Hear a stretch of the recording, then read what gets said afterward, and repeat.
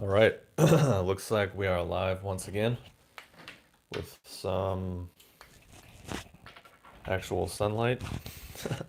And let me put on my microphone real quick so that you can actually hear what I'm saying.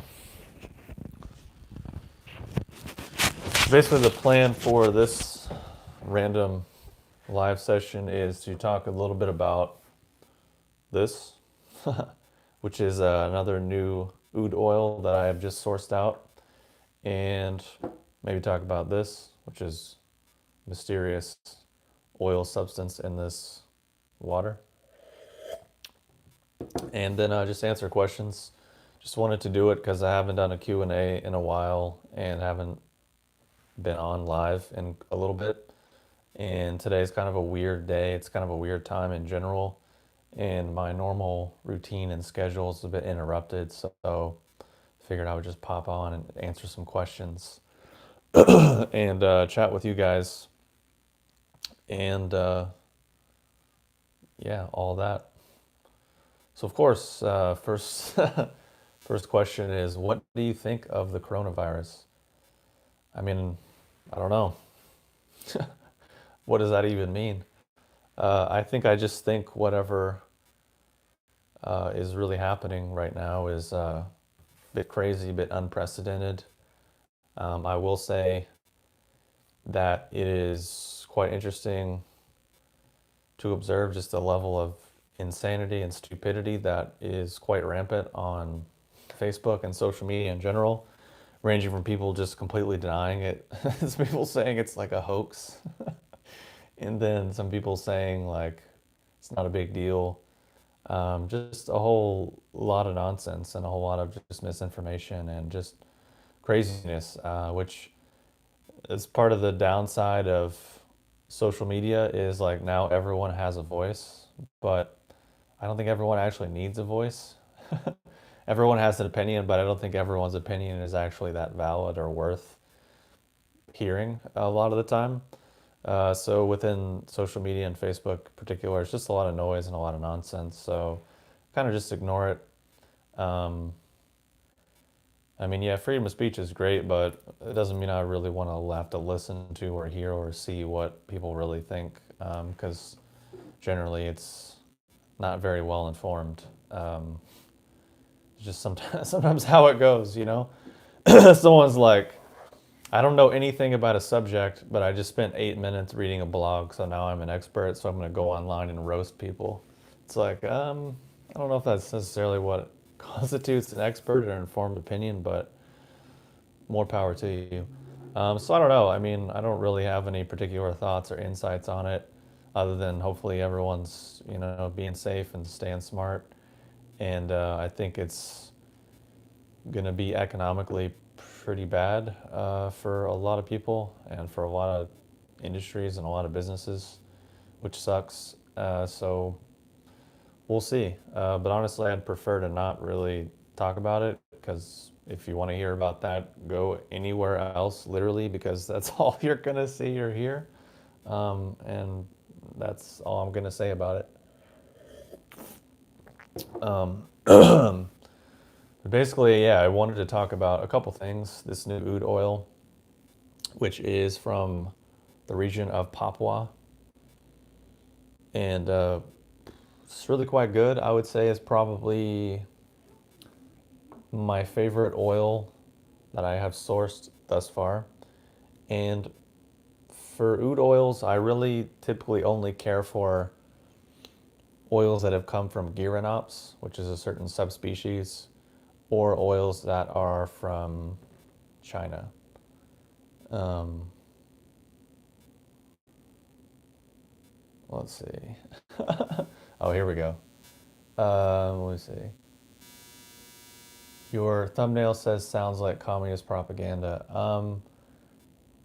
That's thumbnail is just a joke. It has nothing to do with current events.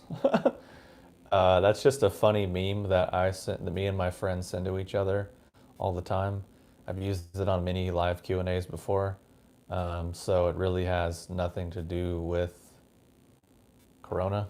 I can see how you can think that, but I really have no intentions of that. Um, Want to hear something interesting? Coronavirus is symbolic for the economic balance in the world, hence Crown. Also, Brian Brooks, the CEO of Bitcoin exchange Coinbase, has been appointed to Treasury. Yeah, I mean, that's the kind of stuff I personally don't find very interesting or relevant, and I don't spend any time thinking about it or talking about it or reading it or researching it. Um, High grade, high level pattern recognition and correlation between things is not something I particularly do that much anymore. And especially right now, everyone's coming out with their deep theory or their deep state conspiracy or their symbolism or all these things. And do your thing. I just really don't care. I keep it simple. I'm a little more interested in real, tangible things that are nice and make me happy. And that's the whole point. So, anyways, back to what I was trying to talk about. This oud oil is from Papua New Guinea. It is uh, made from wild harvested wood, and the smell is, oh, here we go. Until they take those freedoms, the new world order is coming. It's gonna be martial law. Oh man, I mean, maybe. My thing with conspiracy theories and people of this particular mindset is short attention span, short term memory. Meaning, if we just zoomed out and we took everyone from this genre and all the things they said were going to happen, predicted were going to happen, scared people into thinking were going to happen, and then we took that against what actually happened, the probability and the correctness rate is pretty next to zero. So it just seems like, from any logical standpoint, it's not really a effective way to live your life. And just from a health perspective, it's typically blood deficiency, chi deficiency, liver chi stagnation, kidney deficiency. These are all underlying causes which make these types of paradigms and worldviews appropriate and appealing to people. And once you get rid of those internal imbalances, then a lot of things just sort of become transparent and a little bit absurd and silly. But again, just my opinion. What would I know? Um, so maybe there'll be some actual, like, real questions or something a bit more relevant to what my channel and company and life's work is actually about. But what I'm drinking in this cup here is a new product that I'm working on, which is a Shilajit resin. And this is an herb slash substance that has been a little bit trendy off and on for the last few years. And there's quite a few products like it on the market. And in all honesty, I've not really been a big fan of most of them, and I kind of stayed away from Shilajit. I thought it was a little bit overhyped. But then I finally, through actually one of my other sources, it came up that they had some pretty high grade stuff. And so I was like, all right, well, let me see what this is about. Let me try it. So I tried a few different ones. And I think the one that I'm drinking now is the one that I'm going to sell, because it is kind of right in the, like, most, it's right in the sweet spot of um, the market. Meaning, on one end, the highest grade stuff that I could get is like all the water and all the liquid is evaporated out. So it's like a hard, totally hard substance you have to like chisel out with a knife, which is just like a hassle. And it's kind of dangerous. And from a business standpoint, I'm not going to sell a product and be like, all right, guys, so what you need to do is put it in the freezer for 5 minutes and then take it out and get a sharp knife and then scrape it out and then scrape that into hot water. It's like, no. But then on the kind of the lower end, then you can just get into like very watery, very runny stuff that hasn't really been processed properly, which is also low quality. And then there's just powder stuff, which is whatever. So the one that I have is kind of nicely in the middle, where it's been processed, it's been purified. a lot of the moisture has been taken out, but not so much that it is completely hard. But at the end of the day, Shilajit is just a pain in the ass to deal with, to use. It's basically just a thick or thicky stick substance, which is kind of a hassle to use. And it's part of the reason why I have avoided selling it, but perhaps will start selling it because it is really quite good. And I have noticed like a nice effect from it. Like, to be honest, like let's say in the morning, if I don't eat breakfast for a few hours and I just have coffee, sometimes there can be a tendency to get a little bit caffeinated, you feel slightly ungrounded. But basically drink some Shilajit after that and it just grounds everything out and kind of negates any type of caffeine buzz, and you just feel kind of really comfortable and balanced out. And definitely have noticed more energy from it, noticed a boost to my training and performance, but no real downsides. No, none at all, actually. And the dosage amount on it is really quite small. It's like the 1 or 2 rice grains is pretty much all you need. So seems like, yeah, I'll probably get that up on the website in the next few weeks or so, because it's quite good. I've been liking it. The price point is really good. The quality is solid, and I think will have a lot of benefits for people. So that is what's in the cup here. Because I know at a certain point someone will ask. So let's see if there's any actual questions. Good morning. Enjoyed some of your lion's mane MIT this morning. That's awesome. Yeah, the lion's mane is really good. And if you like that lion's mane, you're gonna like the one that I have coming next, which is actually even better. So the lion's mane that's on the website now is an 8-to-1 hot water extract. But the one that I will be replacing it with is a much more concentrated dual extract made from the fruiting body and the mycelium, so that it has high amounts of the sort of nerve growth factor chemicals, the how to pronounce the words, herenecines and arenosines, or hericenones and arenosines, something like that. Those 2 chemicals, it has high percentages of those because one is found more in the mycelium, one is found more in the fruiting body. So you'd use both, put it together, extract it, and you get a much higher level of those 2 constituents. So it's going to be a little bit more expensive because, in all honesty, it cost me twice as much to produce it because it's a lot more raw materials, it's a lot more work, and the mycelium has to grow, I think, for at least 90 days. So it's all around more costs or more expensive, but I'm going to raise the price minimally and try to subsidize out the additional costs across other products. So that's going to be great, and that's going to be a very unique product that really no one else is doing. And it's going to be even better, and it still tastes really good, which is important, because there's a lot of products that I could sell that are like potent, but they just taste terrible, and they're not. Like, they're very unpalatable. So it's a very important thing. So that'll be coming probably within a month or a couple of weeks. It just depends on how the remaining stock of lion's mane sells out, or how long it takes for that to go, which shouldn't take that much longer, but we'll see. What about Romania? Can you bring that to your website? So Romania, well, first off, no. And the reason why is because Romania is not an herb that you would take by yourself or by itself. It's an herb that you want to combine in a formula, and it's not really a standalone type herb. And taken standalone can be a little rough on people's digestion because it's so sticky and cloying. So that's not really a standalone herb, and people really shouldn't really be taking it by itself. So no, that will never be on the website in a standalone form.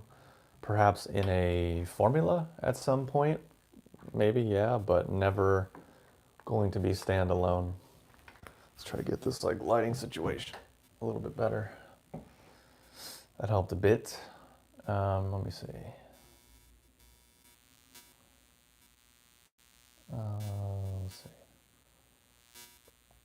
What is oud oil? Oud oil is basically oil which has been distilled from agarwood. Oud is used as a cologne in the East. How is the extract used? Basically, yeah. I mean, this is the oil here. You would use it as kind of any other essential oil. Apply it to your skin, neck, face, beard, clothes. Smells great. Has a lot of psychological benefits and effects in terms of being relaxing, calming, helping people feel more centered. Many cultures use it in terms of prayer and spirituality and religion. Has many connotations with that. But honestly, I just find it quite pleasurable to smell. It's quite enjoyable and nourishing, and also makes you feel good. It really helps your mood. Can you compare it to CBD oil? There really is not a comparison between those two things. It's like saying, can you compare a Concorde jet to a Ford Escort? It's like, no. I mean, there's not really a comparison. CBD oil is made from hemp or marijuana plants that you consume, and it has cannabinoids. This is like an essential oil that you use on your skin and you smell, that's made from certain species of tree that has been infected by a certain fungus and the whole immune response. So it's not really a comparison. Whereas the oud oil is something that's been used for thousands of years. CBD oil is kind of a new thing. So it's an apples to oranges type comparison. So yeah. So what is oud oil then? So basically, there's a certain species of tree which grows in many kind of tropical countries: Cambodia, Laos, Thailand, Vietnam, Hong Kong, or it used to grow in Hong Kong, used to grow in China, now it's extinct. India, Laos, Papua New Guinea, Sri Lanka, Indonesia.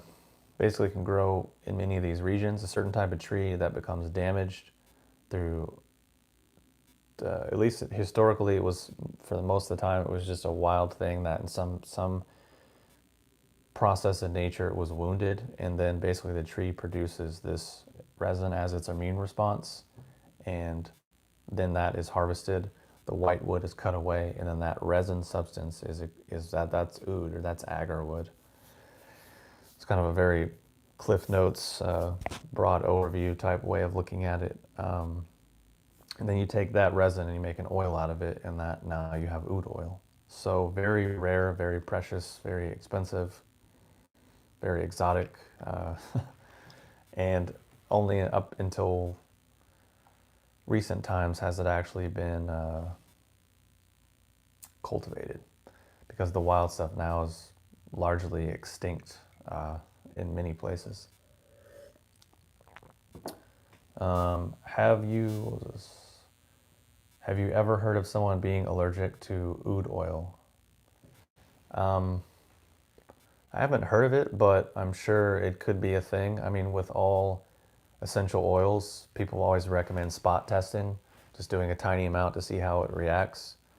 But I haven't really heard of anyone using or being allergic to oud oil. If people were allergic to it, I would first assume that they're allergic to probably chemicals or pollutants or impurities or synthetics that someone has used, meaning they bought a low quality product that was impure. Because a lot of the synthetics that people do use is straight up like carcinogens, neurotoxins, like verified. So yeah, people probably can have allergic reactions to that. I mean, I would be more worried about people having allergic to reactions to like Febreze and Tide and Chanel No. 5 and all these insane synthetics that we're all surrounded with quite frequently. So I would say those allergies would be more common, but they're more common, so they're kind of the norm, so people don't really understand it or really recognize the symptoms. But yeah, so let me see. Humans are born with an endocannabinoid system for receptors. Have you ever tried CBD? If so, how did it feel for you?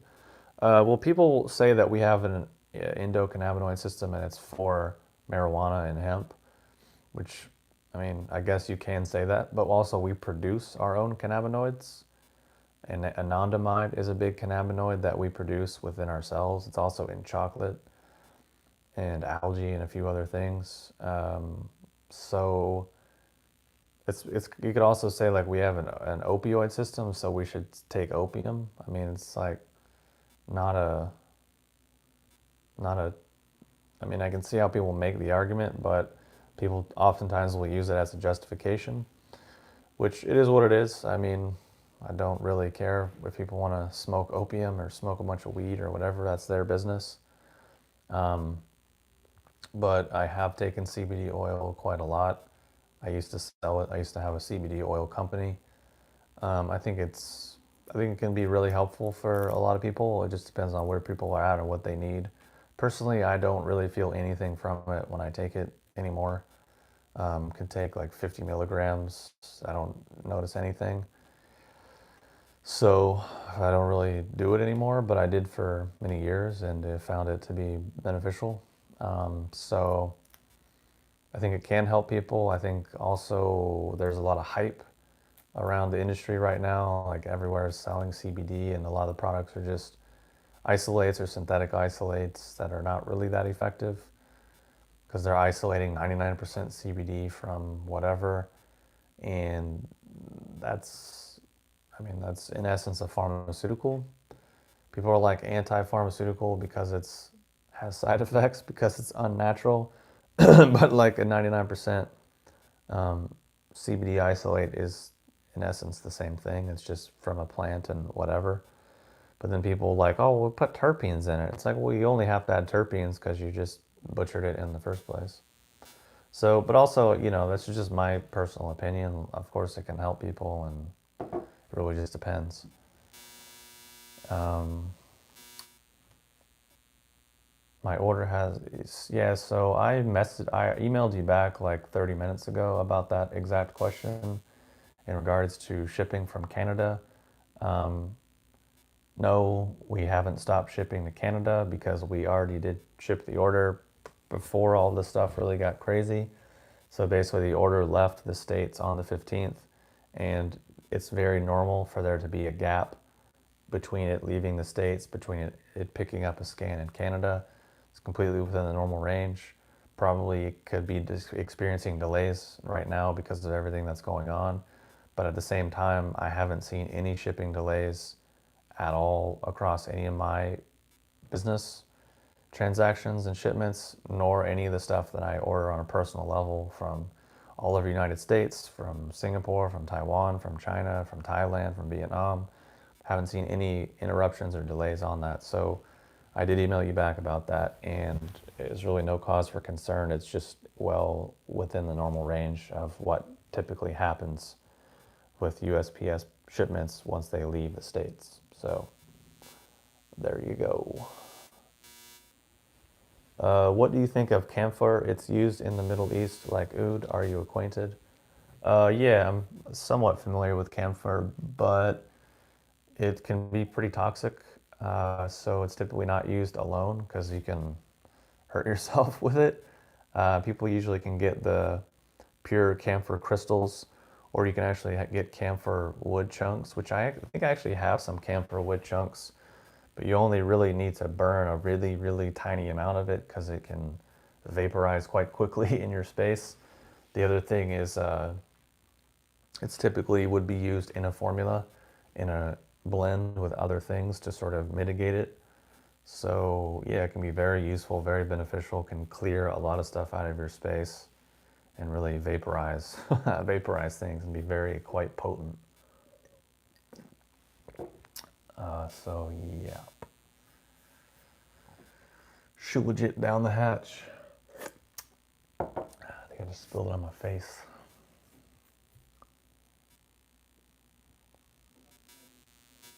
So let's see if there's any more questions coming in. Aside from the ridiculous Corona questions. Everything it's been decent so far.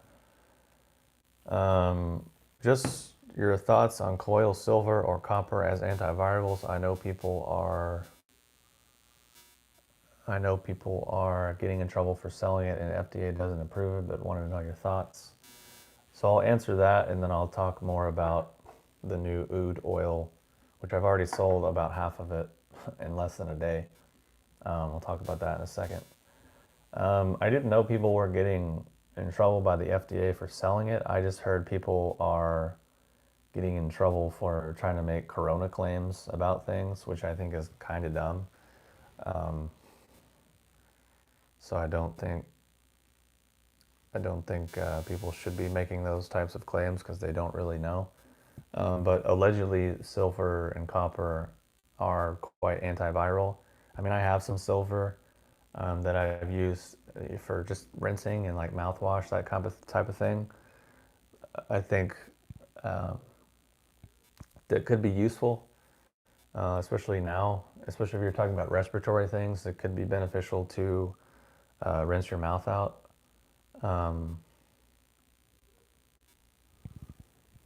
um, so yeah, I mean, if you want to get some silver and some copper and use it as a mouthwash, that could be beneficial. Or if you have a diffuser for essential oils, you could put a little bit in there and diffuse it through your air. I would do that. I would think it would be okay, but I would not make any claims about what it can or can't treat and how people should use it. I think that would just be a little bit absurd. Also, I don't really think echinacea is quite the best option. It's not the most intelligent herb, and it's kind of ineffective, in my opinion. I think the mushrooms are a much better option, but that's just me.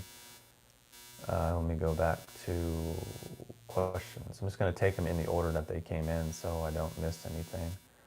So what's up with the new oud oil? So I'm just going to rattle off the specs. Wild distilled from Papua New Guinea, a couple years old. The price is really good. I think I'm going to be doing it for 85 a gram, which is much cheaper than all the other oils. How is it so cheap? Basically, for a couple reasons. I have a good source and a good connection. And for me, it's just a side thing. So I'm not doing like a full markup on it because, to be quite honest, there's only other two websites online that are selling an oil from this region, and they're both doing it for $250 to $280 per gram. So obviously 85 a gram is much less than that. But for these people, it's their main business, so they're putting way more of a markup on it because it's just what they're doing. Whereas for me, it's not my main business. It's more so like buy it, share it with people, and then get some for myself. So that's kind of the gist of it. Because basically, it's just a way of me trying to support my own oud habit and addiction while also sharing it with people and getting to try a lot of stuff for myself. So that's basically why I'm not marking it up that much. And because, yeah, it is quite a substantial discount on what other people are selling it for.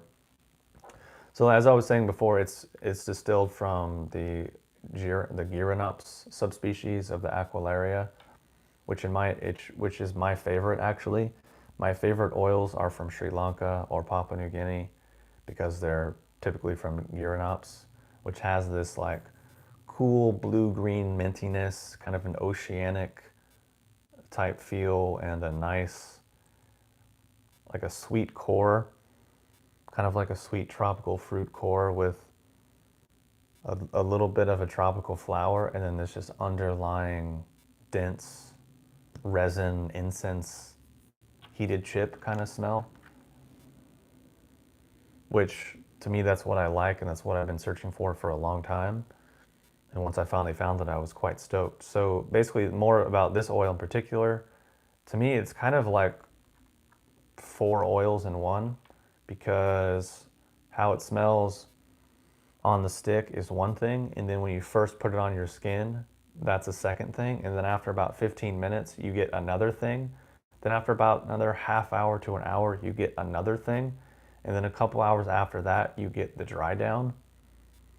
So you get a lot of change and evolution and progression, which is what I like, and it lasts quite a long time. For example, I put some on last night, and then after dinner I washed all my dishes by hand, so my hands were in the soapy water.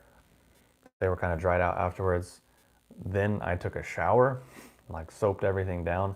Then I got out. I could still smell the dry down of the oil on my skin. And it like went to the dry down where it was like the resin, incense, heated chips kind of smell, which was really quite nice. So it has really nice longevity. The smell is really my favorite because of what I was saying earlier, it's from the Gyronops subspecies. And I was just really quite happy to actually find it. So that's basically the gist, the specs about it. Smell wise, like I said, minty, green, oceanic, with like kind of a green apple or pear middle note, and then like a dense resin, warm, kind of comforting underlying feeling. I feel like it has kind of soothing qualities similar to like lavender or something. Um, so yeah, it's good. Is basically basically what I'm trying to say. So I have already sold, I think, maybe 6 or so bottles of it, and I just mentioned it to people yesterday. So if you want to grab some, just send me an email through the website, and I'll send you the specs. And I would highly recommend getting it. It's an insanely good oil, especially for the price and for what it is.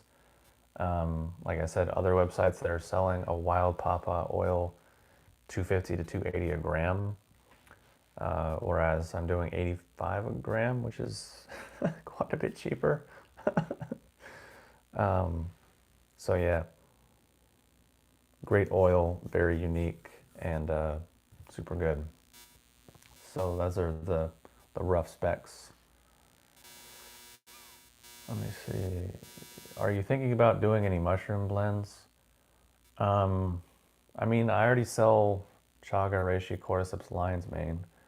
So, I mean, I could do a blend, but in some ways it's kind of redundant, I think, because I already sell all those individual products, but then it's like, it just adds another layer of decision where people's like, well, I want chaga and reishi, but then I could get the blend. Well, then what's going to be the benefit of the blend? And then what's the chemical constituents of the blend? And how much of each is in the blend? Then it's like it just starts to be more questions and complexity. But on the flip side, for some people, it would be more convenient because rather than buying multiple products, they can buy one product that has everything in it, and it's like simpler and easier. So there is that. Plus, there are things like AHCC, that formula, which is like a patent particular mushroom blend, a few other things. So I could easily do it, but at a certain level, it seems kind of redundant because I already sell the other mushrooms. So I don't know if it would make my life easier or more difficult or make people's lives more confusing or more simple. So that's kind of why I have not done it at this point, and this is 12 to 15 years in the game. Um, have emailed you requesting 2 grams of oud. The last oud was exceptional quality. Yeah, that one was quite good. That wild Hainan. That one was very citrusy, sour fruit. This one is similar level of quality, but a much different aroma profile. It's from a different region, and it's a bit of a fresher distillation, so have a little bit more top notes going on. But yeah, it's very, very nice stuff. So let's see. Oh yeah, here we go. You have said that you don't think all paths lead up the same mountain, but what do you think about the concept of the ascended masters? They are from all religions. I think the concept of the ascended masters is not real. I don't think there is any such thing as that. So that's my personal take. As really no such thing as ascended masters.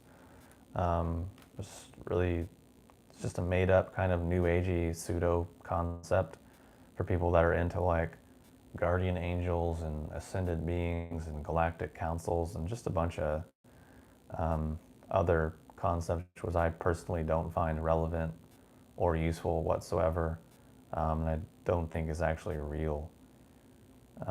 Not to say that there are not higher frequencies of consciousness in existence. There most likely, I would say there definitely are. But they don't really know about us or give a shit about us, I think is pretty much the consensus across all the actual real traditions.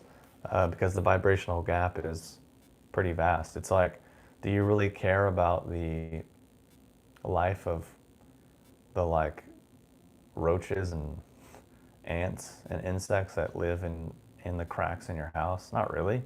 You can't be bothered to like I'm gonna come down and like help you out, roach.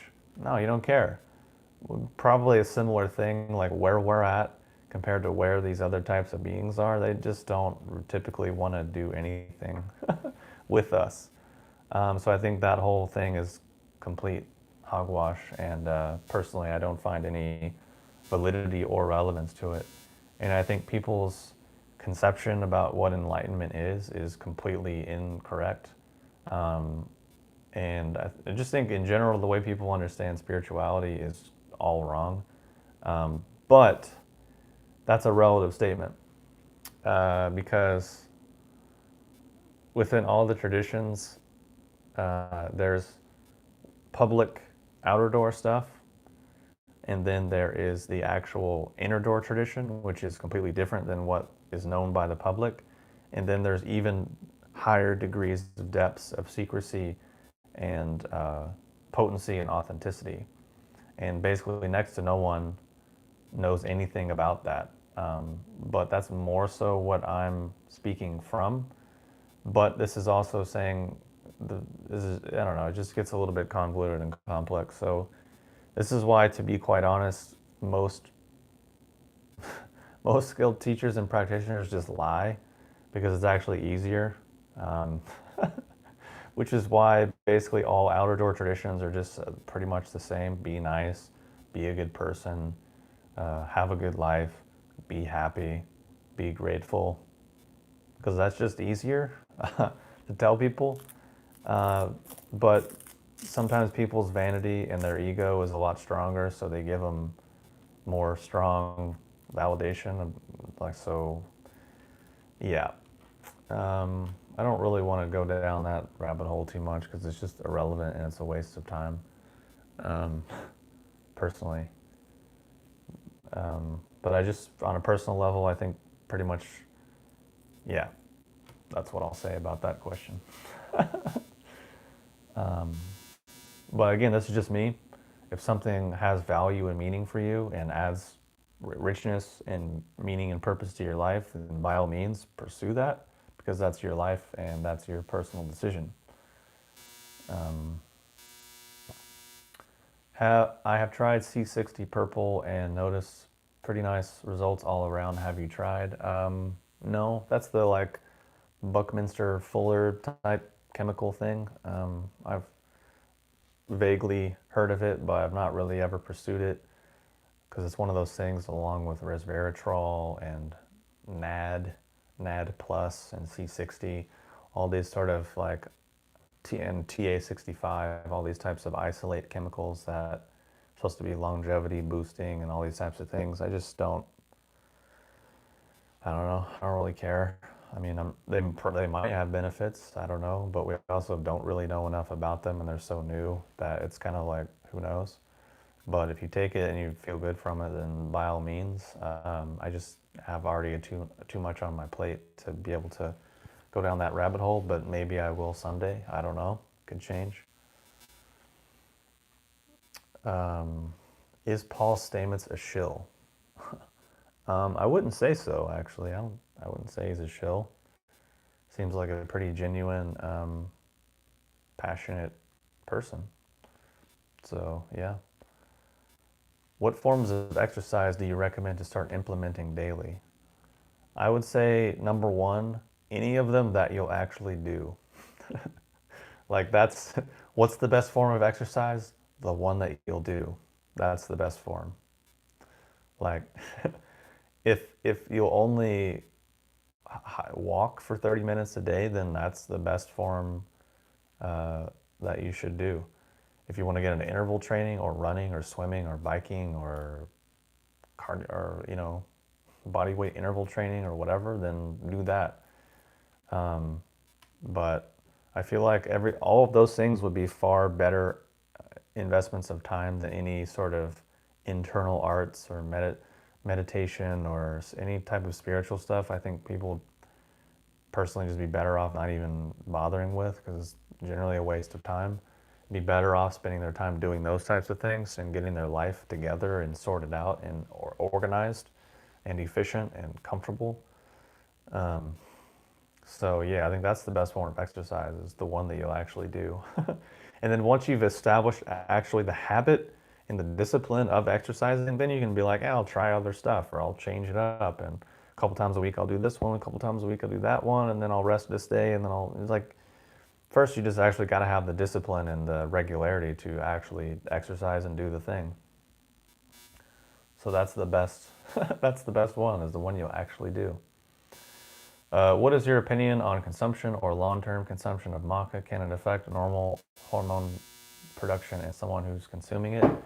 I would say maca is one of those things that we would need to cycle, take breaks from, only take it a few days a week, take time off, those types of things. Is that because basically if you take it every day for like a few weeks, eventually you'll stop noticing anything from it, and that'll be it. It'll just stop doing anything. I think your body will just probably stop absorbing it and responding to it. So I don't think long term it would cause hormone imbalance. I think it would just stop working at a certain point. And it's like you don't really need it that much, I don't think. Because like personally, like pine pollen is something similar, kind of. Pine pollen is a little more steroidal and more of a stimulant, but I'll just use it as an example. Also because I sell it, I guess I sell maca too, actually, I forgot.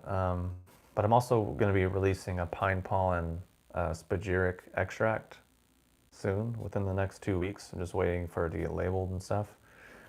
It's very strong. Basically, you only need a few drops of it, like literally drops, not droppers, a few drops. That's all you need. So for me, if I ever take that, I might at most do it 2 or 3 times a week, and I might only do 2 drops at a time. Because personally, I don't really need a lot. I don't need a big boost, but it's just like a little tiny amount can, at least for me, have a very noticeable effect. So that's partially you just have to use common sense and listen to your body and not get overly hyped up. Like I get too much stimulant. I get too stimulant effect from maca. I only use a quarter teaspoon or less and it's too much. In that case, you might not need it. I mean, if it's too stimulating, then that's smart that you're regulating your dosage down, but it's just, do you really need it? And if you do need it, actually, are you actually using it? Because there's a whole thing with like biohacking and people being interested in productivity and enhancing their performance. But I'm always like, what are you even enhancing? I don't mean anyone on here personally. I'm speaking in general, my thoughts, just watching videos and reading about things. It's like people are getting themselves optimized and like biohacked to do what? Like write a blog or sit on the couch and swipe on your iPad for 3 hours? Like it's just not necessary. Everyone thinks they're like some high-powered corporate CEO or some Elon Musk type Jeff Bezos character when it's like, dude, you're answering emails for 20 minutes a day. You're not you're not that important. Your decisions aren't that big and you're not under that much pressure. But there's just sort of this trickle down mentality where everyone thinks that that's how they have to operate and how they have to live and maximize all this stuff. And it's like, it just seems kind of a lot of unnecessary strain and effort and work for really no reason. Of course, there are people who do have high power jobs and high pressure lifestyles and high stress situations that they deal with on a regular basis, which is, of course, a totally different thing. But it's just like, if your idea of a productive day is like playing video games for hours, being on social media, maybe going for a walk, like, then do you really need to be hopped up on pine pollen and maca and tribulus and derantler and tomcat ali and all these other things? Like, I don't think so. But there's a lot of people, like, they're just hyped up on herbal stimulants on the internet, reading about herbal stimulants, talking about herbal stimulants while being on herbal stimulants. It's like, it's cool, I guess. And, there's nothing wrong with catching a buzz and, whatever. But it's like, just gotta, use a little bit of common sense and feel like, do I need this? And if I am getting something from it, can I use it in a productive way? Like, for me personally, I used to get really high on fucking cacao and blue-green algae and maca and pea pollen and Chinese herbs and all these things. And I would usually do that and then play guitar or read a book or listen to a lecture or listen to an audio course or do yoga or do some outlet for that energy to use that to move in a more positive direction. And of course, yeah, sometimes I would just sit on Facebook or like message boards and waste that time, but it's not really ideal. So it's just kind of an aside, because I just see it, just this whole biohacking thing. It's like, dude, do you really need to optimize your life? You're like a desk jockey. I mean, like, you're not really doing that much. So I don't know. It's just something to consider, especially for the long term. Because it's like, having more energy is great, but what are you doing with it is also important. And then also, how are you wasting the energy that you already have? Like, what leaks do you have? What inefficiencies do you have in your system? Things of that nature are also valid concerns and questions, not just how do I get more. So yeah, let's see some few other questions coming in. That was a bit of a long rant there.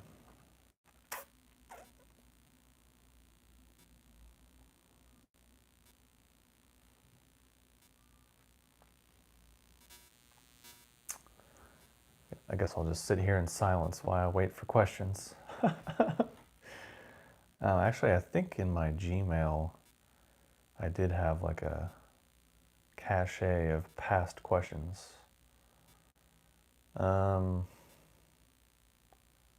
Thoughts on vaccines? I have actually answered that, and I'll answer it again. But basically, my thoughts on vaccines.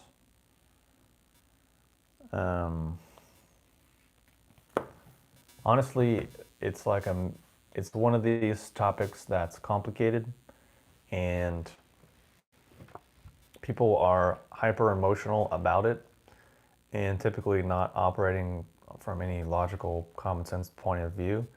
I think to deny that vaccines are helpful and have been helpful and have saved people would be completely idiotic, because there's a lot of history and millions of people that would beg to differ. But to also completely deny that there could be harm in some vaccines, or there could be side effects for some people, for some vaccines in some situations, to deny that would also be completely stupid, because anything can have side effects. Like, nothing is completely positive in that way. Especially once you start introducing a dozen or multiple dozens of vaccines all at the same time, all of those counter indication, or all of those interactions haven't been studied. And funny enough, there was a study, or there was a court case that was just settled that I don't, because I'm not even in the vax or anti-vax community. I don't pay attention to it. But I saw this article because this vaccine group, I'm trying to figure their name, but basically they sued the CDC to present studies that would back up their claims that vaccines don't cause autism or don't cause any harm. and it was only a certain particular vaccines that they were calling into question within the scope of the Freedom of Information inquiry and then the lawsuit, because they didn't actually respond to the Freedom of Information inquiry. Let me pull up the article if I can even find it. I probably can't even find it at this point. But basically what happened was the CDC could not produce any studies saying that the vaccine in question did not cause autism and did not have negative side effects. The only one that they did have actually did suggest a connection to autism from that vaccine, and all the other ones were completely unrelated and irrelevant to the actual inquiry. So, of course, the anti-vax people assume and labeled it as like CDC admits they have no backup for their claim. And then it generally got no other notoriety or news coverage or anything, which is kind of weird. I mean, I understand this is like right at the same time Corona stuff was happening, but it's just weird that no one at all chimed in or really paid any attention to it at all. You can Google it. You can find the resolution of the lawsuit and people's analysis and extrapolation and the whole thing. It's kind of interesting. So no one batted an eye, but it's just kind of funny because people shoot down anti-vax people by saying that they're anti-science and they don't have any evidence for their claims. But in actuality, the pro-vax people, now it's known that they don't actually have any evidence for their claims that it doesn't cause any of those things. So it's a really weird thing. But again, it's quite complicated. It's very emotional things. We're talking about people's lives. We're talking about people's children. So it can get very sticky real quick. For those reasons, I don't really touch it because fortunately, I'm already older and I don't have to get any vaccines, and I don't have kids, so they don't have to get vaccinated. So it's not particularly a relevant subject to me. But I do know quite a few mothers that are quite confident that their kids were autistic due to the certain vaccines that they were given, that they saw a night and day difference in their child before and then subsequently after that they were given certain vaccines. So I know people like that personally, and then I have friends that are various types of medical practitioners, and they have lots of clients who feel the exact same way. So to just shut down all those people and call them quacks and anti-science and maniacs is a little insensitive, because we're talking about mothers with children whose lives were, and sometimes completely ruined, and other times just massively inconvenienced. But then on the flip side, there are a lot of just fucking wackos and quacks that are in that world as well, that are just like anti-vax everything, flat earth, globalist agenda, 5G, chemtrails. Then it's like, all right, yeah, these people are fucking wacky, and they're kind of just ruining the conversation for everyone else. But that's kind of like how it always works. Like news stories never really talk to people that are moderate and logical. It's usually people that are like on one extreme or the other. So those are my thoughts on it. So yeah, but I would recommend looking up that settlement of that lawsuit and reading a little bit about it. It's kind of interesting. I've sent it to a few people trying to get more information and more clarity. Like, is this actually saying what they're claiming that it's saying? Like, is this a real thing? Is this fake? Like, did they fraud like fake this whole lawsuit thing? I don't know. But anyways, look it up, do it yourself, whatever. Will you ever do tea meetups? We could bombard you with questions in person. I mean, I guess if there's enough people that live in the same city, then perhaps, I mean, maybe not right now when everyone's got the virus, but sometime in the future, maybe, I don't know. Because I also have to be in the mood. Because to be honest, I typically just stay pretty quiet and even keel, and I don't really view myself as an authority or an expert or like a teacher or anything. I had those self-images in the past, and I really don't do that anymore. So in some ways, it's kind of awkward being in that position. It's just a weird thing to be in, and most of the time it's okay. That most of the time people are cool about it and have good boundaries and are respectful. It's just occasionally people are like kind of creepy, or they ask inappropriate questions, or they're rude, or they're just very mentally unstable, unhealthy people that I don't really want to be around or have to interact with, or especially be in a situation where they're trying to make me responsible for their imbalance. So for those negative reasons, I've kind of avoided it and stepped back from that. But like I said, usually it's fine. Usually people are cool, so whatever. Which is just, it's kind of this weird thing where like people assume a lot of stuff about you. Like for me, example, I have this YouTube, I have these companies, I have all these things. People assume all this, that I'm like really esoteric or really a weird person, or I would be into all this fringe conspiracy or whatever stuff. And I'm not. I don't, none of my friends are like particularly, like none of my friends are like new agey or like spiritual. My life isn't lived in that way. My belief systems aren't that way. I don't invest any time or energy in that. My life is actually pretty conservative and structured and grounded and basic. My actual worldview and belief system is like that as well.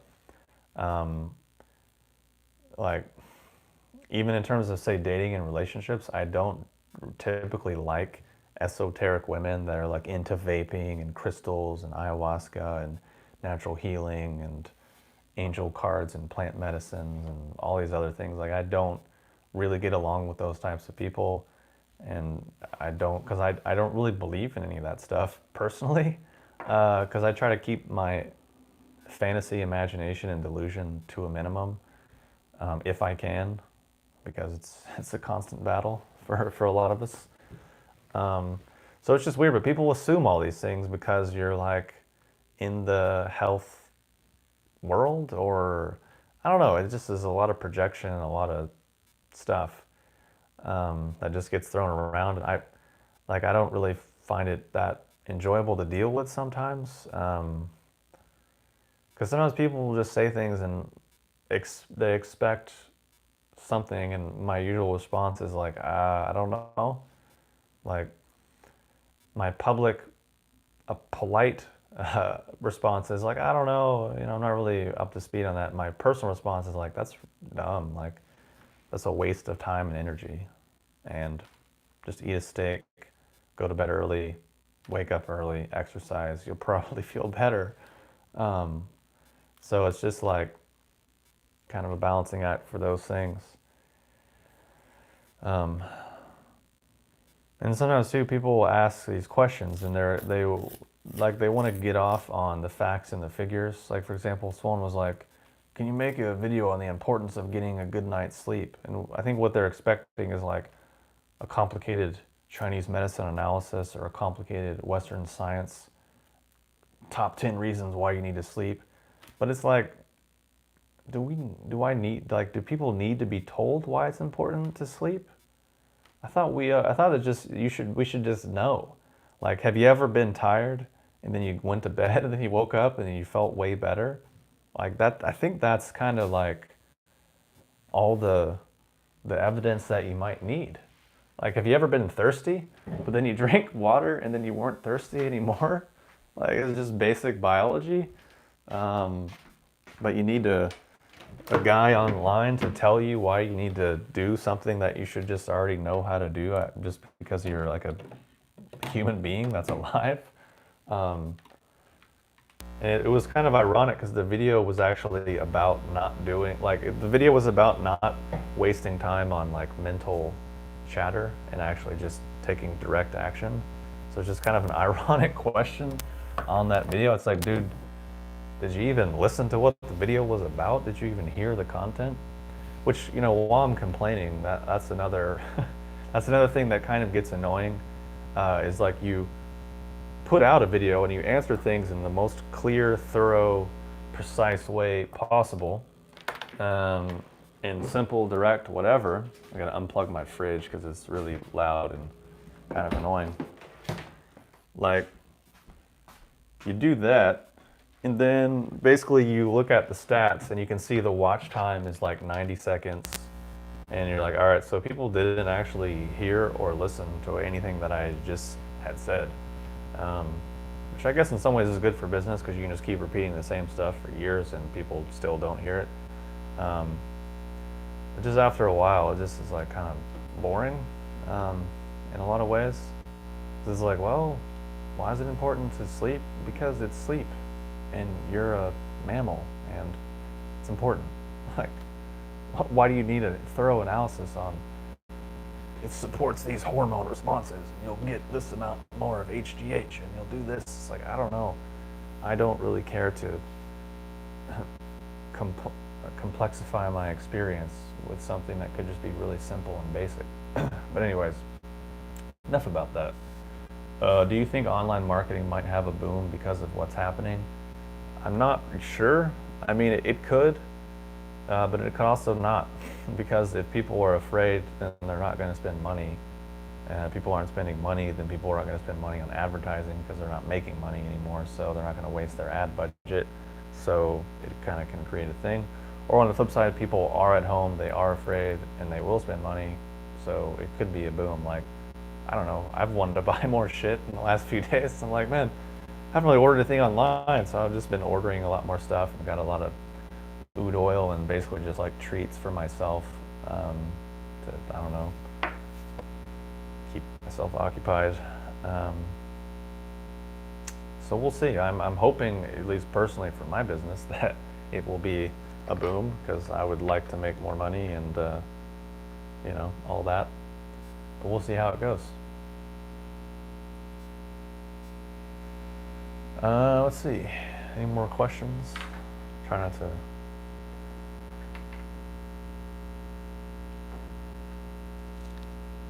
There's a buzzing noise going on. Oh, it's because there you go. The buzzing was because I plugged in the iPad to charge, because the battery is at like 5 or 10%. So basically I'll have to get off here soon because the iPad will literally just turn off because the battery is dying. Which I think I started with like 50% and it's only been an hour and it's about to die. So the iPad is from like 2017 or 2018 maybe. I think it might be 2017, so I might get the new iPad, which just came out, or it starts going to deliver on Wednesday, I think. I might go ahead and just buy that, and because I'm using my iPad for filming and for YouTube and stuff, so it could be better, because the battery on this one's definitely taking a nosedive. I think Apple, of course, they just kill your performance on your phone and your iPad over time, so that you have to buy a new one. Because it's like, wait, it was working great. I used to never have to charge it and just could leave it chilling for like a week and it'd be fine. And all of a sudden, one day, it's not like that anymore. It's like, thanks, Apple. But I will say with my iPhone, they've been like, first they killed the battery, and then I was like, it's fine. I don't care about the battery. And then they're like, oh, how about we slow down your cellular data performance? They like slowed that down, and I was like, I'm still hanging on to this phone. And then for a while, the rotation wouldn't work on the phone. So I was like, damn, they're just trying to completely undermine every every metric on this phone just to force me to buy a new one. Which is, I mean, it's probably not true, but it was just funny. Which I was actually going to buy the new phone that was going to come out in March, but with the whole situation that happened, it did not get released, so I'll have to stick with my old phone for a little while longer, but maybe I'll get the new iPad because the battery life will be better and maybe video quality and stuff. But I think I unplugged it, so the buzzing should have been gone. But that means I only have a couple more minutes, so if you want to ask any further questions, then now would be the time, because I will be having to get off here very soon because the thing is gonna die. So let me know. But yeah, whole point of it, if you want to get some of this Papua oud oil, which I highly recommend, just send me an email through the website, or I'll email maybe that list again of people that I have.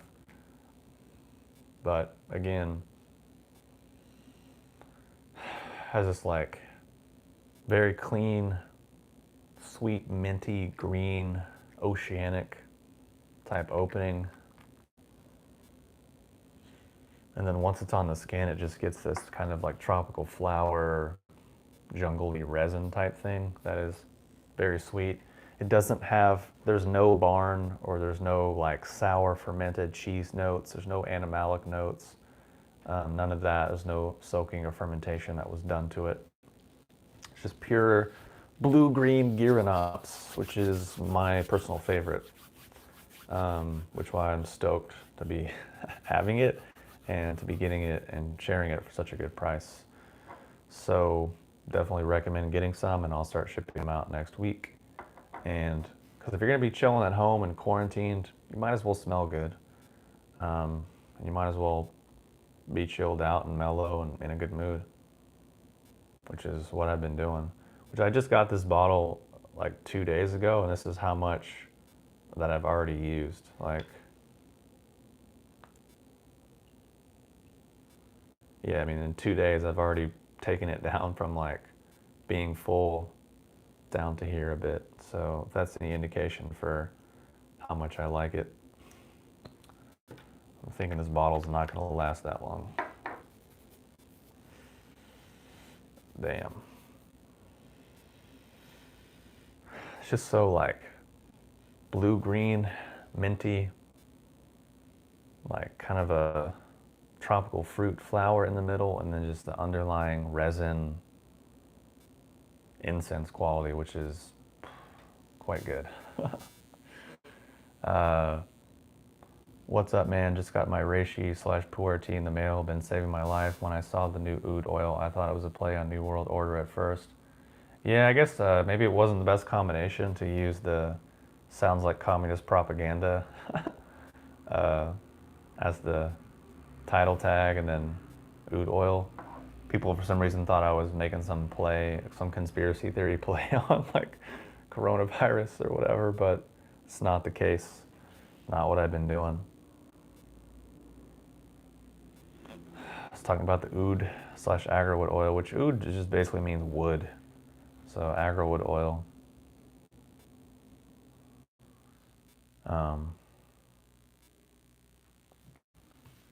Yeah, I love my High Mountain Rosebud tea. Yeah, that stuff is pretty good. I brew it up with gynostemma quite frequently, because I'll brew the gynostemma up in a teapot and just brew it for hours. Put some rosebuds in there, some chrysanthemums, and it's quite good. But even the rose by itself is very tasty and a very like nice, soothing, kind of calming type of tea. So yeah, I think my battery will probably be dying pretty soon. So if there's no further questions, I'll probably have to wrap it up before it just dies. So if you have questions, though, you might want to start getting them in before it's too late.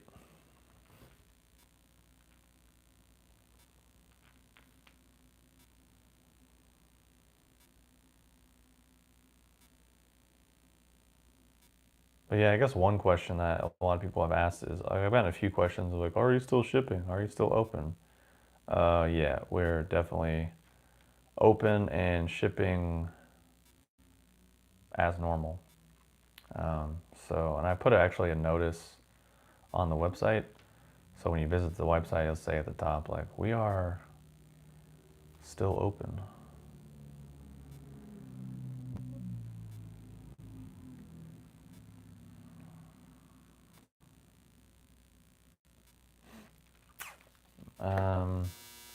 Is Sadhguru a cult leader? His foundation seems like a cult to me. I mean, I think I've answered this question before. I feel like maybe the same person has asked this question multiple times, but I don't know. I've only seen a few of his videos. He seems like a pretty, um, pretty chill, good-spirited person. Seems pretty benign to me. But I don't really know enough to say it's a cult or it isn't. The thing is, like, this is how people behave. People, there's a whole herd mentality, and people become subservient. They just want some kind of guru or figure to leech off of, and this sometimes um, can be a cult. But I don't know. I don't know enough about them. It seems like they're actually the one video I did see. It seems like they're feeding like 20,000 people a day or some crazy figure. Um, so I don't know. I don't really care for anything that he really has to say, and I've not really gone too deep down that. I've just seen a few videos, and I guess I would say seems pretty benign. Seems like a nice enough guy to me. But he's also in India and doesn't like. Why would I care if there's a cult in India? It doesn't really affect me. Um,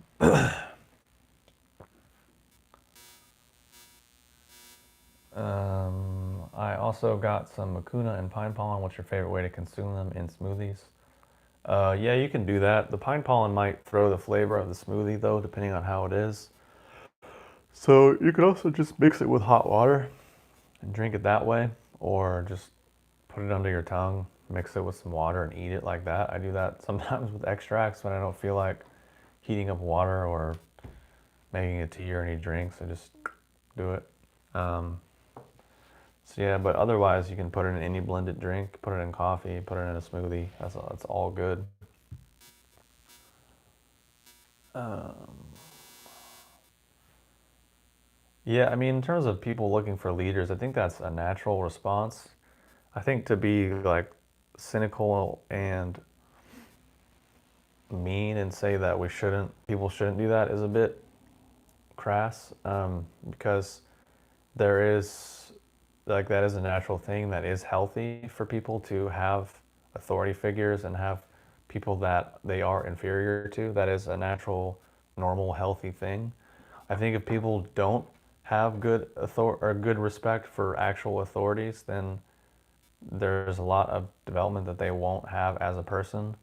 And I think that in actuality, that's kind of a problematic thing right now. And I think that's probably largely why millennials are kind of self-absorbed douchebags, mostly, uh, as compared to previous generations. And then as other generations look at us, that's kind of how they see us, as pretty self-absorbed, weak, snowflake, douchebags, whatever, fill in the blank. This is kind of how we're perceived. And there's a lot of truth to that. And I feel the same way about quite a lot of people as well. Part of it is our fault. Part of it is just that's the world we were brought up in. And part of it is that social media and online dating and all these things just exacerbate those things. And then there becomes distrust of authority and all this like far left nonsense that is out there. Which blind obedience to authority and blind respect for authority and blind subservience is also dumb, because not everyone deserves your respect. Because if everyone deserves your respect, then respect is also a bit meaningless. Something that should be reserved and people should have to earn, and only certain people should get it. Like, of course, I respect all people at a certain baseline level because we're all humans and we all are equal in a lot of ways. There's also a lot of ways in which we are not equal. And there's also a lot of ways in which I do not respect people, or only respect them to a certain point. And there's very few people that I actually really respect. In what I mean by that is, will take things that they say very seriously and very much to heart and very much reflect on them. Whereas most people, I completely ignore what they say. It has no basis or impact on my trajectory or my life. And I'll be polite, I'll be considerate, I'll be present and listen, but I really don't care, and I'm not really that interested in what they have to say or what their point of view is. Um, but that, so yeah, that's just where I stand on it, and I think that's a somewhat natural thing. Like, if you want to learn about, for example, being a great pianist, you're not going to you're not going to respect someone who's terrible the same way that you should respect someone who's a very accomplished and very skilled teacher. Like, that's just obvious. Like, you're not going to take financial advice from the homeless dude on the corner or whatever, because obviously they're not an expert on that subject. So yeah, you're going to treat them with respect because they're a human, but in many ways you're not going to listen to what they have to say because they're not an expert on that and they haven't achieved it. That's just common sense, or so I thought it used to be. But I think there is a lot to be said and a lot that is beneficial for being able to make yourself humble, to actually have a positive relationship with authority figures and with people that have power over you. But people were so self-actualized and so independent and strong and evolved and developed and conscious and all these things that they don't really have a healthy relationship to power, to authority, largely because they don't have any in themselves to begin with. So you got to have kind of both sides of it. Um, and it's just one of those things that, um, yeah, I think gets a little bit, again, a complicated thing which people can do many incorrect ways, but there are a few correct ways that it can be done and it can be quite healthy. And I think people are really sorely missing out on actually those relationships. Um, but unfortunately, now people are preying on that so people can make pretend and believe that there's some type of authority or expert on the internet, but really they're just playing make believe and repeating other shit other people have said. But so it goes. Who leads you, or who have you learned the most from? Um, I would say I lead myself for the most part, but I am heavily influenced by the training that I do and the teachings of the traditions and lineages of which I am learning from. And from there, that would include the teachers within those lineages, and then a couple of other practitioners that I have learned a lot from.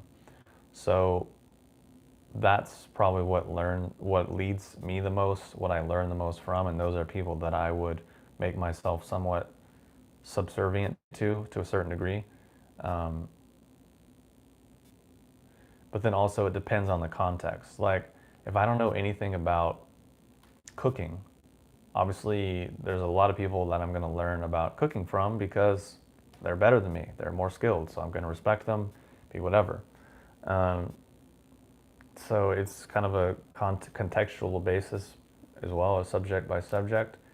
And I think it's a really important skill set that people need to develop, which is how to actually listen, to actually make yourself humble and make yourself empty, make yourself be able to do all these things. Because if you can do that, I think you can actually learn a lot more quickly, because people can't learn because they can't listen, because they're too much in their own way, they're too much in their own nonsense. But also reactively saying, oh, I'm being humble, I'm doing this, I'm doing that, is just another extension of your own nonsense. So it's a very tricky thing that you kind of have to get. It's a certain state. It's not really an action. That's something you're doing. It's just a kind of a certain mind state that if you go into it, I think it actually makes learning and listening and hearing people much more easy. Uh, but people can't do it because they can't listen. And they don't even know what it means. They don't know what it actually boils down to. But it's just because, like, I'll do a video or I'll have a conversation with someone, and the vast majority of the time, what they're responding to is not even what I said or implied or meant. They're just reacting to some granule that they picked up on and took it in a completely other direction. So listening is a really important thing. Developing your mind to be able to stay on one thing for a period of time, which is why I have always recommended and have always been a big proponent of actually learning something and actually picking a skill or a discipline and trying to get good at that thing, trying to develop actual skill at that thing. Because even if it doesn't matter what it is, it's the side effect and how doing that will shape and change your mind and enrich your life as a person.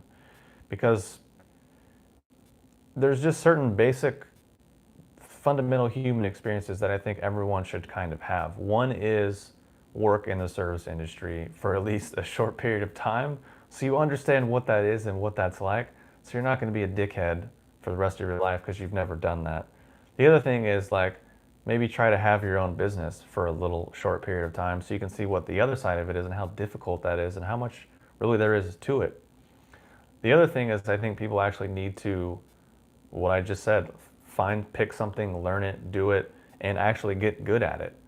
Because if you've never done that, then your perspective on things is usually kind of naive, kind of egotistical, self-absorbed, douchey, a lot of things because you've never done that particular thing, so you don't really have any relationship. Because if you go through that, then you learn how difficult it was for you to maybe accomplish however basic the thing it was, whether it's losing 10 pounds, learning a new language, learning a musical instrument.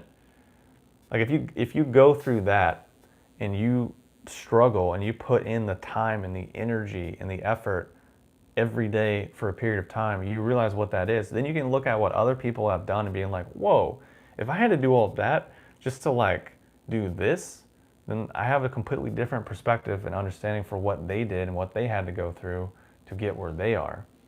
So I think those are just certain basic things that people need to have to be just a little bit more well-rounded as people. And if they don't have that, then kind of they're, in my opinion, have more developing to do, let's say. I mean, as we all do, obviously, because this is why we're here. You know, we're all learning mistakes, making mistakes and learning and whatever. So that's my rant on that subject. What do you think of Rising Phoenix perfume, oud oils, and attars? Good quality stuff, and JK is a cool guy. So that's all I'll say about it. What have you been doing to stay busy lately? Honestly, kind of the same stuff. Training, working, tea, oud oil, same stuff pretty much. My life pretty much has been on a similar schedule. Only downside is haven't been able to hang out with people as much, which is kind of dumb. But today I have not done any workout or training because I woke up late because just my putting my normal routine and everything on hold today and just kind of taking a rest day and kind of changing things up. Also, partially because I think I ate something weird last night or something that didn't agree with me, so my stomach feels weird. Like I feel like it's just sitting in my stomach and I might need to puke, but I'm not puking. But like I've just been drinking water and coffee so far this morning, so it's like 11. I still haven't eaten breakfast because my stomach feels weird, and just taking a rest day and just kind of chilling. So popped on live stream, which is funny because like I haven't eaten. I've only had some. I tried to make like a pour over coffee this morning, but it just tasted like shit. So I ended up going out and getting a latte, and it was so much better. I only drank about half of it though. But it's so I haven't eaten food. I'm off my routine. I was up. I only slept like 6 hours last night, but still I have like a lot of chi still, which is weird. Which to me, it's actually progress in my training, which is also why I'm taking a rest day because the last few days I just hit like some big thresholds and big breakthroughs about with in regards to training and chi generation and all that. So just kind of riding that out. So yeah, today definitely taking a rest day. Or maybe I'll train later. I don't see how I feel after I eat, if I even can eat. Or I might just have to go like try and puke.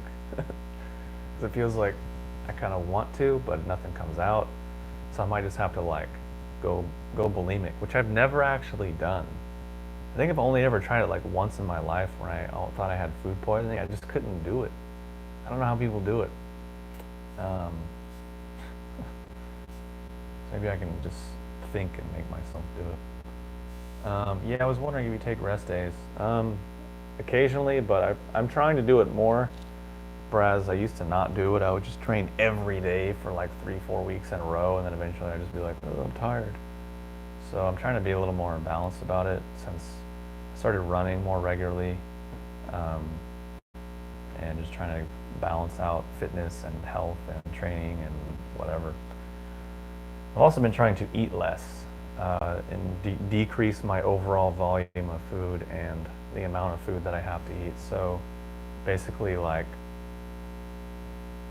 on the good side, I've been able to eat less food but have more energy and still generate a lot of chi, which is good, which I'm happy about because I've always had to eat so much food my whole life. I want to be able to dial it back a little bit. So that's been cool. It's just kind of a weird experiment, to just try to eat less and less and less. And I'm still every day trying to decrease the amount of volume that I can eat while also still feeling good and sort of balanced and energized. So that's what I've been doing a bit lately. How have you had any tea today? No tea yet, because like I said, I just had tried to make pour over. It was trash, threw it out, and then I just made, or then I went and got a latte. So no tea yet today, just latte and agarwood. How do you like the Whoop? So if anyone knows, the Whoop is this band here, and it's basically like a little sort of fitness health metric band that you wear, and it tracks your activity level, your strain level, your sleep, heart rate, all these things. So it's been kind of entertaining to play with and look at just data for the past couple of months. I don't think I'll do it for a very long time because I kind of got the gist of it, but it's been cool to see my sleep and just correlate, or just see how different things feel and see how, like, for example, even though I didn't sleep that much last night, so yeah, last night I got 5 hours and 18 minutes of sleep, which normally I get about 8 or 9 hours of sleep. So within that time, I still got about 2 hours and 50 minutes of light, an hour and 19 minutes of REM, and an hour and 10 minutes of deep sleep, which is still well within the normal range. And I was starting to hit a lot of REM before I woke up. So I think had I stayed asleep longer, I would have gotten a lot more REM, probably like 2 hours or so of REM. So, which is weird because I didn't sleep that much, but quality-wise, I got just as much REM and deep as some nights when I slept way longer. So that's another thing that once I get my food dialed back, I think another thing I'm going to experiment with is sleeping a lot less and seeing how, if I can dial my sleep back but still maintain energy levels and feel great. Because also for a while I was waking up at like 5:30, and going to bed at like 9 or 10. So I was shaving some time off of that. And then what else was I gonna say? But then like I can't even sleep in anymore. Like I wake up at 6 every day regardless. Like I didn't even set an alarm last night because I was like, oh, I'm up late, I'm not gonna be able to sleep or whatever. Like I still woke up at 6:15 regardless, and I couldn't go back to sleep. So I know it's kind of a weird thing. Maybe people wouldn't necessarily think I should be trying to sleep and eat less, but part of it is also like related to training and generating more chi. Because like, you know, I meet lots of people and I know lots of people that do internal training, but like none of them have any chi. None of them like perform at any high level of efficiency. So yeah, there is static coming from the mic. It's just because I had to plug in the iPad to charge, because basically I can either let the iPad die or have static. So I guess we'll let it die. So anyways, that's kind of what I've been doing, what I've been playing around with. So the Whoop is kind of like somewhat handy with that because I can still kind of modulate and see what things are going on. But I will say in many ways I feel happy about my progression and having like a lot more energy, and getting less sleep and eating less and still having more energy. So that's what I'm trying to do. And just play around with it and see like just what I can do and what I can get away with while still maintaining like peak whatever. And then eventually I'll probably be able to eat very little and sleep very little, which will be nice because there's a lot of other stuff I'd rather be doing. Sleep, like food for me is just like fuel. I don't particularly take that much pleasure in it. I don't get off on it really anymore. Even sleep, I don't really dream. I don't lucid dream or take pleasure in dreams. I prefer to just go to bed and be out. I mean, it's nice to have a break from life sometimes, but because some people are like, oh, I gotta sleep. Oh, I love sleep. Oh, I couldn't live without it. I'm like, I don't know. It's just sleep. But it is actually really important, and the only reason I can dial it back is efficiency of system and function. So anyways, yeah, gonna go back and I was late to the video. Did you talk about oud in the beginning? I talked about the oud in the beginning and in the middle.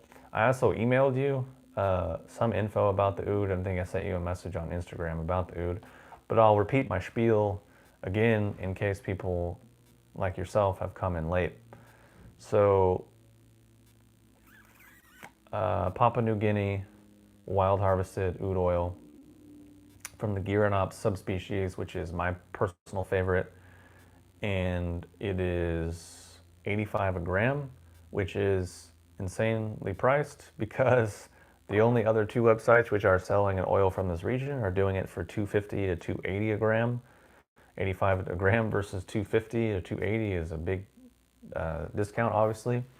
But for me, like I've said before, it's not my main business, so I'm not putting a big markup on it at all. I'm just kind of doing it for fun and sharing it with people, and mostly just to support my own habit.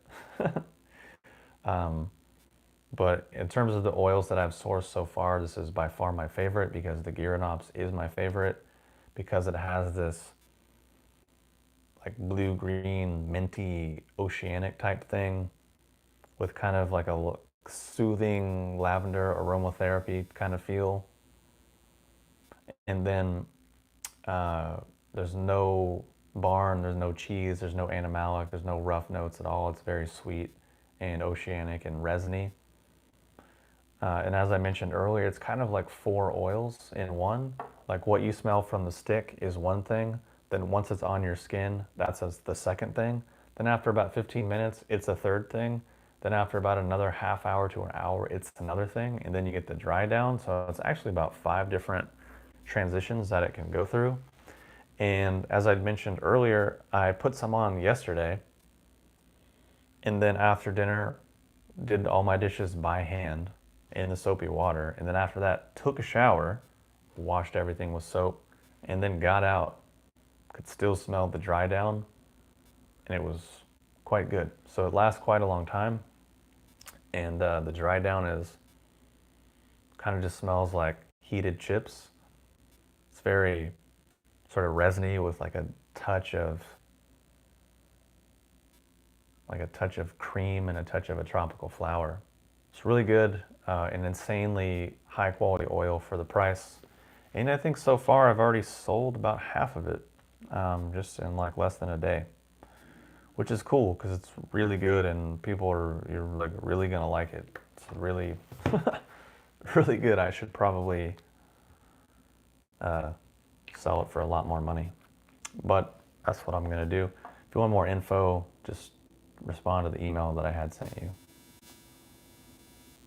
Let me see. I always wake up rested when I take the agar formula before I go to bed, no matter how many hours of sleep I get. Yeah, that formula is amazing. If you haven't tried the agar 35 formula, you should definitely try it. Do you ever worry that burning incense might damage the lungs? Should it be kept to a minimum? I would say if the incense is of low quality, then for sure. But all the incense I have and use, and all the incense that I sell, is pure stuff. So basically, agarwood and then this like Japanese type of binding material. That's all that's in there. So it's very clean, very pure. Some people, obviously, if you have sensitive lungs or sensitive whatever, then maybe yeah. But I don't think it's really that big of a deal.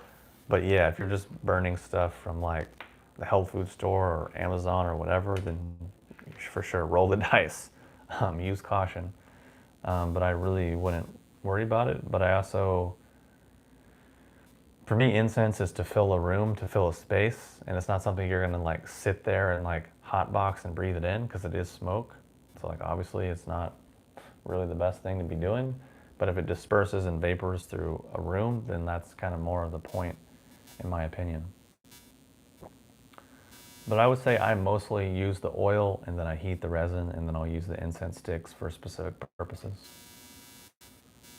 Are the reishi caps dual extracted or no? The current batch is just the hot water extract, which is the same one that I've been selling for many years because I'm just waiting to sell through that batch. And then once that's all sold out, then it will be the new one. But this is the thing though. I think I talked about the whole dual extract thing in another video, which is it's kind of annoying and it's kind of like a annoying thing that I avoided for years because people are like, oh, well, I'm not going to buy it if it's not dual extracted. Let me put it in context for you. My old reishi extract was 12% polysaccharides and like 1 to 1.5% triterpenes with from a hot water extract. The dual extract is 12% polysaccharides and 2 to 2.5% triterpenes. So for all of that extra production and extra cost, you get a couple percentage points of triterpenes. And it's like, that's why I kind of just avoided it for a while. It's like, look, you're not getting really that much more out of it because the hot water process that I was using before is very advanced and it's using pressure and water and alternating variables and a lot of things to extract the oil and the water soluble constituents. So it just can get a little bit complicated and nuanced, and I will say that 99% of people do not care and don't even know what it is, don't ever ask about it, so it's never been a big deal. I kind of just switched over to it so that for those 1% of people that are kind of like honestly jerks about it, like, oh, I'm not gonna buy your lion's mane because it's not dual extracted. I'm like, look, dude, I've been in this game for 15 years. You read a couple blogs and now you're an expert. And you don't know that there's hundreds and hundreds of studies widely available where people are getting all of the cognitive benefits from an aqueous extract of lion's mane. So your argument is kind of invalid, but I'm not going to get into it because I'm going to be polite and whatever. So but that's pretty rare. The vast majority of people do not care. They just want an amazing, high quality product, which is what it is either way. I just went ahead and flipped it over to dual extract. So for those 1% of people, I could be like, yeah, it's a dual extract. Can we just like move on the conversation? So that's just my personal opinion. Let's see. I feel like I eat relatively good and always have enough energy, but I crave dirt almost every day. Do you know anything about that? I mean, that's kind of normal. I would say it's probably gut dysbiosis. So doing more probiotics and fermented foods will over time get rid of that. Like for example, I used to have a horrible sugar tooth or sweet tooth, and then once I started doing fermented foods and probiotics, it went away, and I just didn't crave it anymore. So I think it's just remodifying your terrain to where you don't crave that stuff anymore. And then the crazy thing is you eventually get on the other side of it, and that stuff doesn't taste good at all anymore. You eat it and it has no flavor. Like for me, the vast majority of sweets taste like cardboard. They have no flavor. They just taste like dough and sugar. It's like, why are people tripping out about this? This is not good. And it like dries my mouth out, hurts my throat, gives me a weird feeling in my tongue. And I'm like, people are living for this? It's kind of like alcohol. Like I drink it, or I used to drink it sometimes. And be like, this is what people are living for. Like this is their peak experience. I'm like, this is fucking weak sauce, man.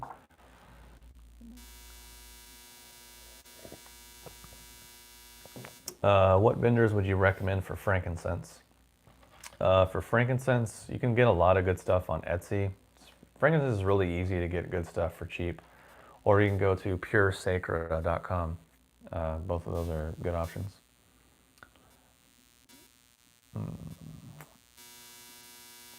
Will you ever get capsules for the other mushroom products? Maybe, maybe not. I mean, it's kind of been on the books for a while, but to be honest, I sell way more powder than I do capsules. So in some ways, I could probably get rid of the capsules altogether and still be fine, because economically speaking, the powder is a far better deal for everyone. It's cheaper for me to produce, and it's cheaper per serving for the client too. Granted, I understand it's not as convenient sometimes since people don't like taking herbs, etc. So I don't know. I mean, I thought I could potentially do any product in capsules. I just haven't yet because it's way more expensive. It's way more work, and they just honestly don't sell as well. They don't sell as much, and because it's kind of also not really the business model that I had set up in the first place. So I definitely could, but I also probably won't. Um, are you getting any more HTs anytime soon? Yeah, I have. I realize I think I'm out of stock of everything on the website now, but I'm gonna get all of those back in stock. The Leo Bow and the Puer. I get both of those back in stock. I just need to actually send the payment. I need to send the payment, get it shipped to me, and then basically get it packaged and then get it on the website. But I have plans to keep adding more teas as well. So definitely that'll be coming, and the ones that are already on there, I'll be having those on a regular basis. The Lao Banjong and the other 80s teas. I have plenty of supply of those.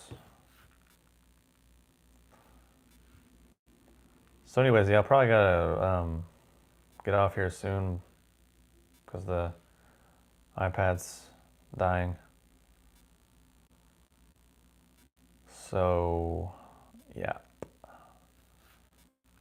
So yeah, long story short, send me a message if you want to get some of this oud oil that I have mentioned at multiple instances on this live stream, coming up on nearly 2 hours at this point.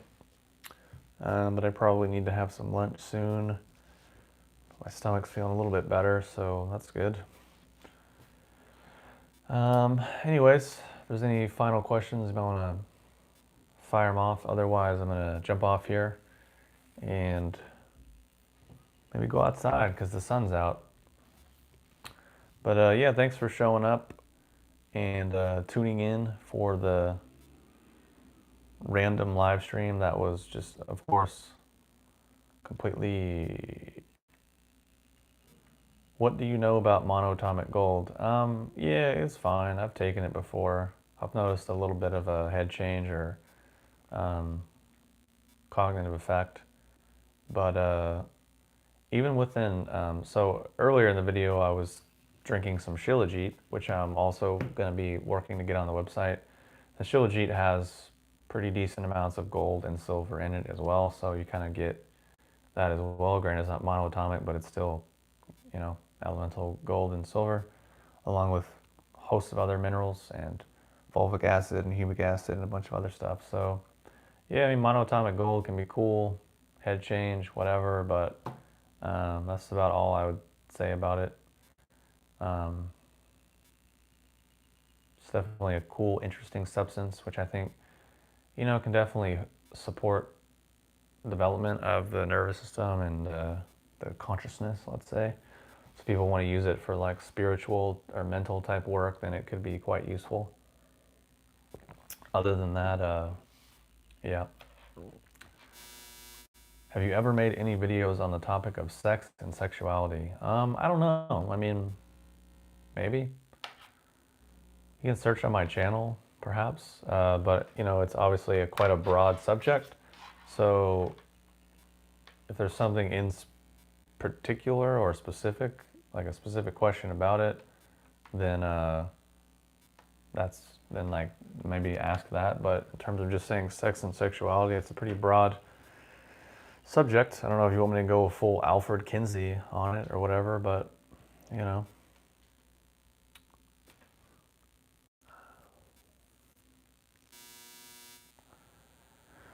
I'm overseas without access to esoteric supplements. Any recommendations for this time? Hydrogen peroxide, turmeric, ginger. Yeah, I mean, everything you're saying sounds normal. Of course, also, you know, sleeping, eating, resting, not stressing. Those are all good things.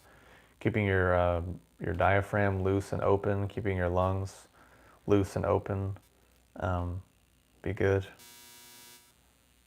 Let me see. I would like to know how the people you respect see it. Basically, sex is like food, right? It's just an appetite. So it is what it is. It can be very, I mean, it can be neutral, it can be nothing, it can be in the background of your experience. You could hyperfixate on it and it could dominate your experience. You could become an addict, you could become a junkie, you could abuse it, could misuse it, could have an unhealthy relationship to it. Could be a lot of things. But basically, yeah, it's a natural appetite. It's like food. And that's it. I think it's pretty simple, straightforward, benign. Potentially, I would say. It really just depends on someone's relationship to it and how they react to it. Let's keep it as simple as that, I think, unless there's more specific questions about it. But do you detox? Not sure what that means. Be more specific. I mean, hopefully I detox or I would be dead. We're all detoxing all the time via the lungs and the skin and other excretory organs. Do you think zeolites would be helpful at this time? It's funny, I saw that question, so I went ahead and took some, but I have been taking it again lately, and I think probably, yeah, I mean, it would be a nice thing to have if you have some to start taking it. But definitely start slow. Do not mass dose it, and don't like start with the full dosage if you're not used to it. Like start very slow and work yourself up, because you can, you know, throw yourself into a bit of a healing crisis if you overdose.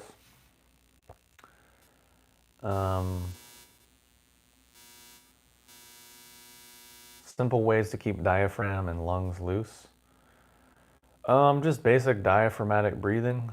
You can look up some self-massage things for the diaphragm, self-massage release for the diaphragm, massage the ribs. I mean, I can't really demonstrate right now on the video because the way the camera is set up. But if you just Google those things, it should be normal and pretty easy stuff to do.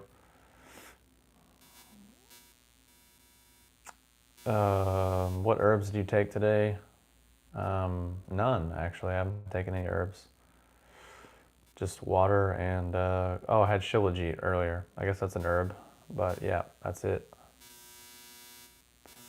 What do you think of chlorella and spirulina? I think they can be very nutritive and supportive. In terms of detox, I don't really know. I think people will have to do maybe like a before and after analysis or something of that nature. Because ultimately, it's not really what you eat, it's what you absorb and what you can actually utilize. And sometimes those things are not that digestible for some people, but for some people they work really well. I mean, I think they can be very nutritive, all the chlorophyll that's in there and other things. It can be, yeah, a very nutritious, supportive supplement for people.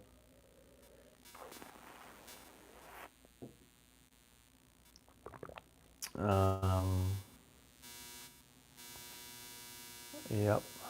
So I think my battery's at 5%. So I'm gonna have to get off here because I don't want it to just die. Yeah, I mean, I don't mean to oversimplify the sex thing because obviously in certain ways it can be complicated, but I think in some ways the complexity comes from us rather than what the thing actually is. Um, People think they're really complicated, but they're not. People think they're very unique, but they aren't. I mean, I'm saying that about myself included. I used to think I was very unique and, oh, no one will understand me. I'm so different. I'm so complicated. None of that's actually true. We're all very simple, basic creatures and very similar in many ways. Uh, so that's just my opinion on that. But obviously, yeah, sex can get complicated, but it's not usually the sex that's complicated. It's people's emotions and psychology, or like STDs. I would say, yeah, the side effects of sex can be complicated, whether that's STDs or children. That can be rather complicated, but the rest of it not particularly that complicated. Um, to be able to actually do it very well is maybe a different thing. Have a healthy relationship to it is a different thing. Like have a healthy relationship to food and sex and money and power and all the base desires is a different thing, which I think is a worthwhile endeavor to actually have a healthy, comfortable relationship to those things. Um, do you drink any aged white teas? I have a few from the early 2000s, but I don't really drink them or crave them, to be honest. I think they can be nice. They can be a bit more medicinal, as they say, but it's not really my go-to, if I am honest. But it can be good. Do you still have fermented food often? Yeah, a big thing of sauerkraut that I got at Costco, which was like a crazy good deal. Um, Eat that on a regular basis, and then take probiotics somewhat regularly. Um, so I've found both of those to be beneficial and helpful.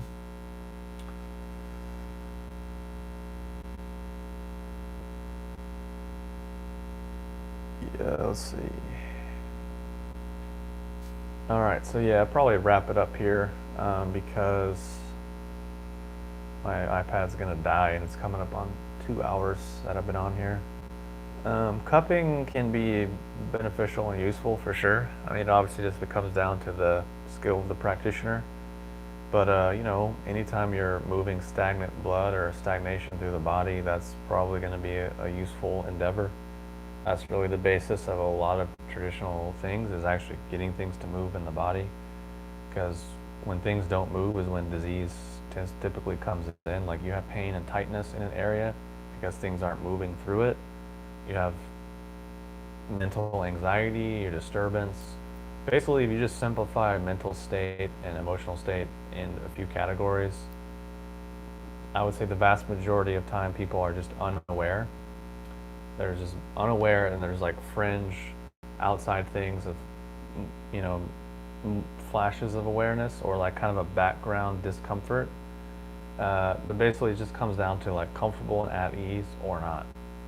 So if things are moving and flowing and smooth, then you're comfortable and you're at ease and just kind of fine. And then when that's not, then it becomes the 10,000 ways in which shit goes crazy and haywire. So it can be in some ways that simple. So yeah, cupping and other therapies is what they seek to do. And even basically like qigong and as a thing, like it's not really about moving energy, it's just getting shit in the body to move, period. And if you move the chi, then it can move the fluids and move everything else downstream. But like whatever people are doing is not really doing any of those things because they don't have any chi to begin with. They're not even doing qigong, so the benefit they're getting is minimal. But if you actually have a medium to a high degree of skill, then qigong and internal training can do what medicine can do and more because you're doing it to yourself. Because you know how to actually get shit to move inside your body to release and open up and become rehydrated and fluid and full. Then yeah, that it can become medicinal and you can do that for yourself. But it takes, I don't know, 5 years of discipline to get there. Have not burned any agarwood today, but yesterday I was heating some Sri Lankan chips, but so far it's just been the Papua oil. Because again, like I said, I love Gearanops, and I was like fucking stoked to get the hookup and just be able to source some high grade Gearanops oil. So I highly recommend getting a gram or two, especially for the price. It's pretty insane. But anyways, I will jump off here now because this is about 2 hours and I need to go do some other things today. But anyways, thanks for showing up. Thanks for all the questions. Thanks for tuning in. And if you're just watching the recording, then thanks for watching the recording. And hope you enjoy the rest of your weekend. And of course, stay safe. If you want to order the oud oil, send me a message from the website or Instagram or Facebook. Otherwise, go to the website, check out all the new products. It's a good time of year to be taking zeolites and mushrooms and things like that to support your immune system. Otherwise,